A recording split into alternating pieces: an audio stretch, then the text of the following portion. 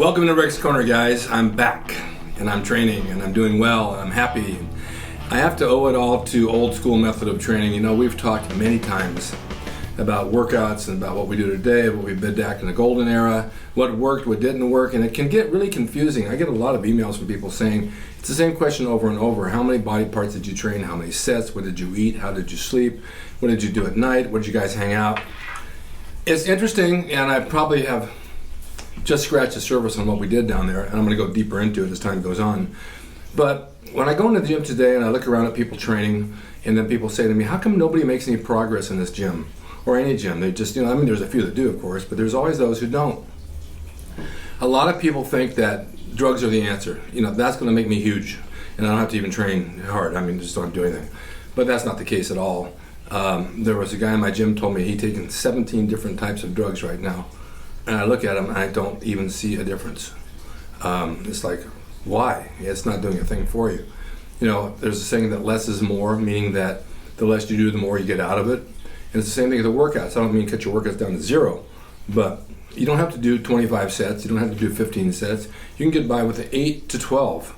And years ago when I used to train really hard, I remember doing 20, 25 sets of arms, and I thought, boy, I'm overtraining. This is crazy. Because even back at Golds in the 70s, I never did more than 12. And then when I got to the 80s, I started to escalate it, and I found myself driving home from the gym, falling asleep at the wheel. I was exhausted. There's no way I could recover from those workouts, even though I was eating good and sleeping good. But old school method, old school bodybuilding, Golds, 1970s, I think that's where I made my best progress. I think that's where everybody made their best progress. The gym was simple, the atmosphere was good, the camaraderie was great, all of us were friends. We all worked in together. We had some training partners. We didn't have training partners. It doesn't matter who was with who. We switched off from day to day. If I trained with Arnold, if I trained with Franco, or I trained with Bill Grant, or whoever it was available at the time, was, hey, what are you hitting today? We're going to hit chest. Oh, we'll do it together. And it was, thinking back about those days, it was basic. We would do bench press, inclines, and maybe cable crossovers, or dumbbell side flies, whatever. It was 3 exercises. It was never much more than that. And it was never much more than 4 sets each at all. So there's 12 sets for a body part. Chest and back was usually done together because they're opposing muscle groups, and they work well together. Bicep, tricep was done together too. Now, in the gym today, I'll do bicep alone, I'll do tricep alone. The only reason being, and you guys know this, when the gym is so crowded, you can't get to the equipment. You can't get to something if you want to do it. Yes, you can put a pulley machine and do a curl bar at the bottom and a straight bar at the top and do curls and tricep pushdowns together. Okay, that's the first exercise. Those are supersets, 4 sets each. Yeah, it works great.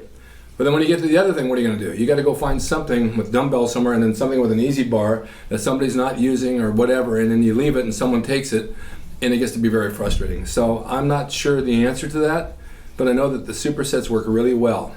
And we also did trisets. For example, we would do, say, a bench press, incline, and then do side flies.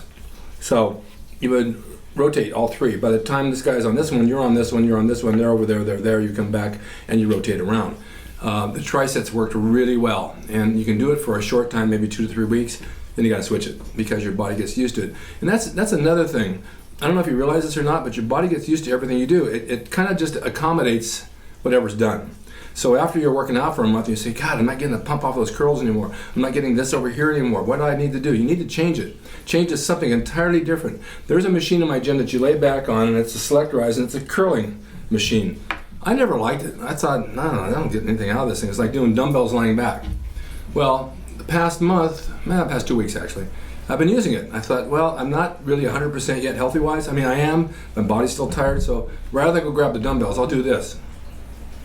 I've found that it works.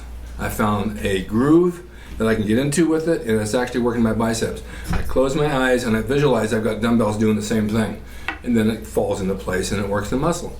I'm sure you can find something just like that. If you don't want to do this exercise you've been doing, you're getting bored with it, switch over to something else. Cable crossovers for chest have always been great.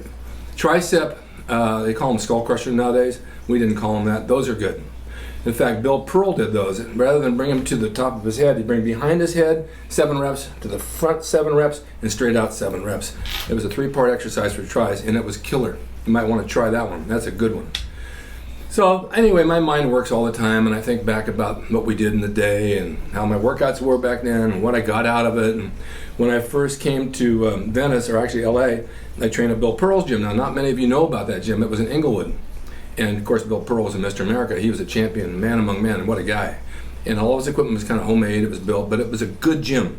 And the camaraderie there and the feeling of the gym, you just wanted to train and get pumped. I mean, I just got, my arm pumped so much I couldn't even steer my car going home.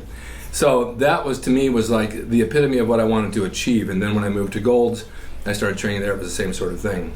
Like I said, I walk in the gym today, and you guys go into the gym 24 hours of those gyms, and it's, there's a lot of people parading around, posing and doing things, and their water bottles and their bags, and their cell phones and all that kind of stuff. We didn't have all that. You walked in, you wore what you wore in there, and you did your workout. Now, a lot of you laugh and say, oh, those are short shorts, or those are barefoot, and they make fun of me when I see that because I had a bathing suit on or no shoes. We were on the beach, Arnold too, all the guys. We came off the beach to work out, walked into the gym, just started training. Barefoot for doing calves, he always said was the best because your toes grip the board. Wearing shorts, we're going back down to the beach again. No, it wasn't a fashion show. We had a tank top and bathing suits. Look at the old pictures, you'll see it. No one really cared. It was a man's gym. That's what we did. They had a couple of women there. They didn't care. It wasn't a dating palace. It was a workout gym. Hardcore. And this is how we made our gains. And if you want to go back to that time and take a look at it, and you want to work your workout the same way, this is how you do it. Old school bodybuilding, the golden era, the 1970s. You guys all know it was the best. I want to do a series on this. I'm going to start working on that where I can go down, take you through little tours, and do what I can to bring you in to be a part of that era.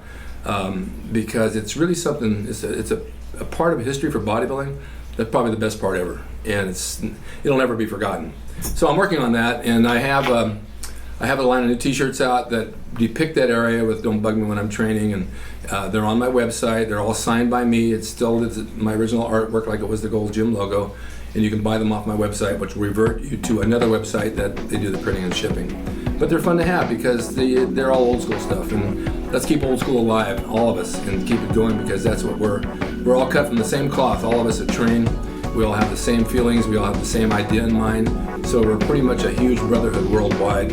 Let's stick together. And I will bring you more videos soon, and thanks for watching Rick's Corner, and thank you for encouraging me and keeping me healthy through all this stuff I went through. I feel really good. I'm ready to come back. I'll see you next time.